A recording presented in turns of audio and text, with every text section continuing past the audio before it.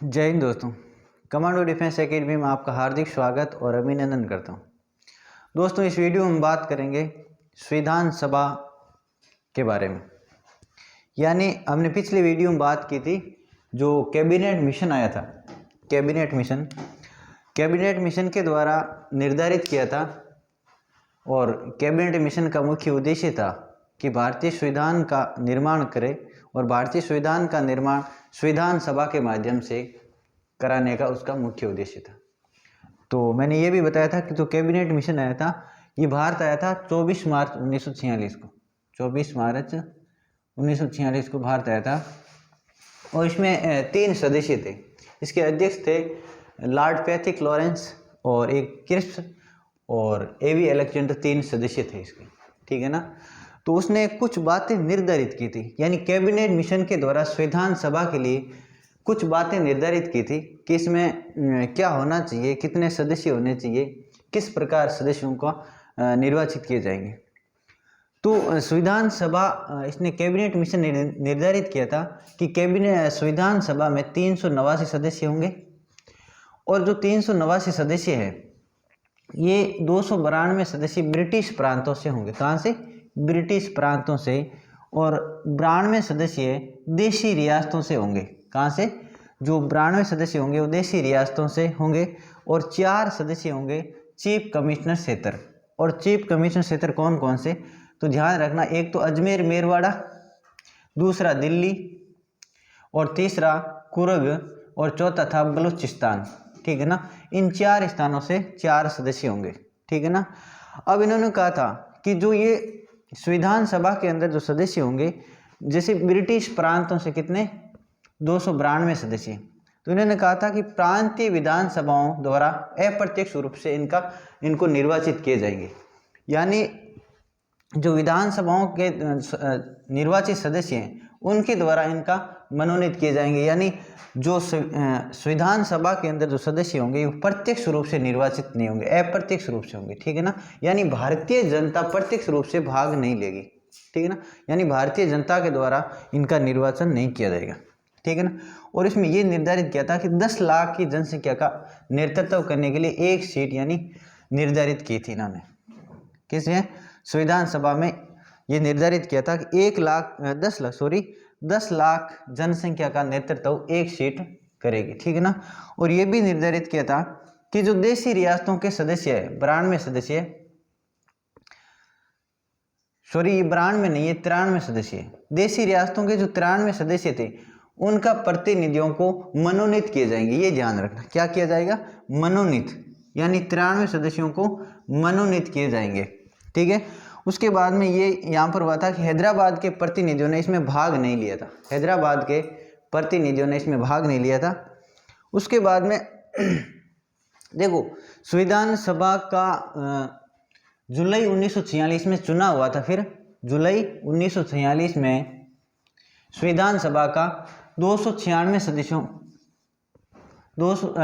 सदस्यों का चुनाव हुआ था, जिसमें 73 सीटें मुस्लिम को प्राप्त हुई थी। यानी 296 सदस्य कौन से? ब्रिटिश प्रांत से 292 सदस्य और 4 चीफ कमिश्नर क्षेत्र, ये जो हुए थे इनको निर्वाचित हुए थे, ठीक है ना। और इनका निर्वाचन जो हुआ था विधानसभा के प्रतिनिधियों द्वारा किया गया था, ठीक है ना। तो इसमें 296 सीटों पर चुनाव हुआ था, उसमें 73 सीटें मुस्लिम लीग को प्राप्त हुई थी। किसको? मुस्लिम लीग को 73 सीटें प्राप्त हुई थी। तो इसके परिणाम स्वरूप मुस्लिम लीग ने इसका विरोध किया था कि हम इसका समर्थन नहीं करेंगे।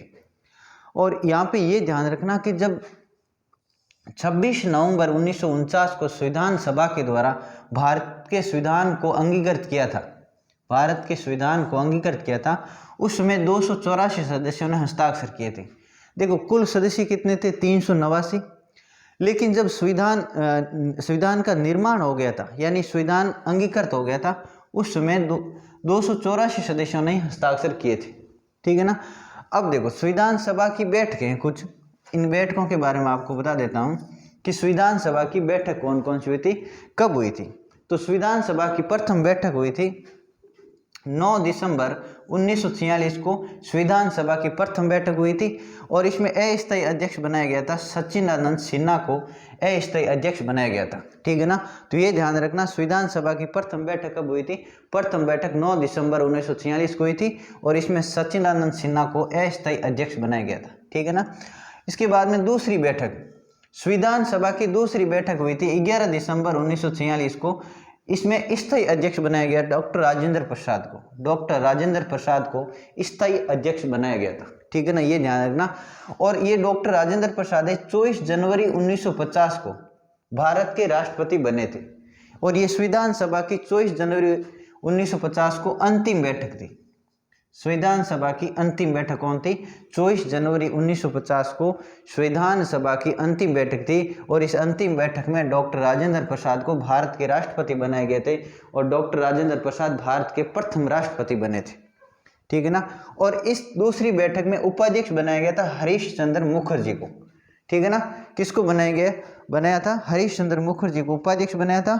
और इसमें संवैधानिक सलाहकार किसको नियुक्त किया था? तो संवैधानिक सलाहकार BN राव को संवैधानिक सलाहकार नियुक्त किया गया था। ठीक है ना।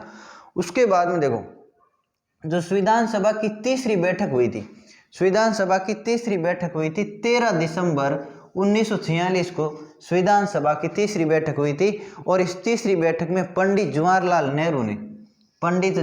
नेहरू ने नेहरू के द्वारा उद्देश्य प्रस्ताव रखा था। क्या रखा था?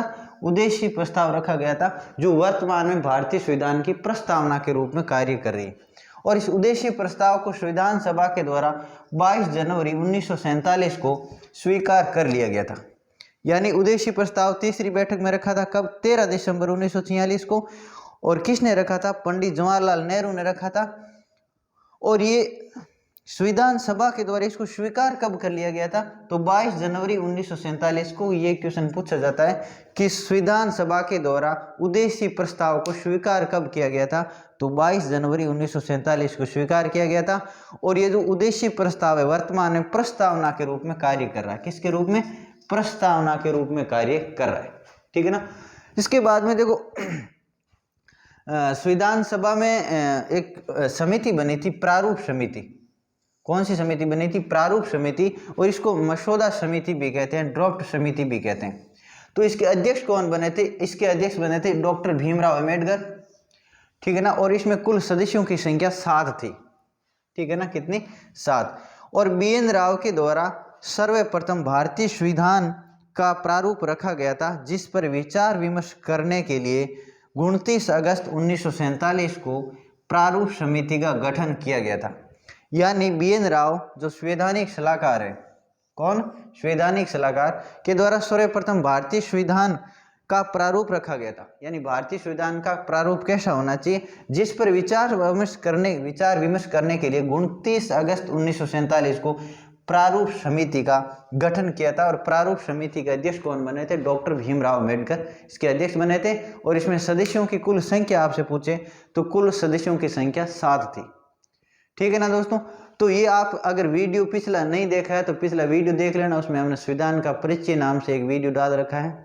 आपको इस चैनल में प्लेलिस्ट में इंडियन आर्मी जीके जो प्लेलिस्ट है उसमें आपको मिल जाएगा और उस वीडियो को देखना। उसके बाद में इस वीडियो को देखना आप, जो संविधान सभा के बारे में आपको विस्तार से मिल जाएगा। और वीडियो को अच्छे से देखना, आपके लिए यहाँ से महत्वपूर्ण क्वेश्चन पूछे जाते हैं जो बार बार क्वेश्चन आते हैं, इसीलिए ये वीडियो आपके लिए एक महत्वपूर्ण साबित होगा।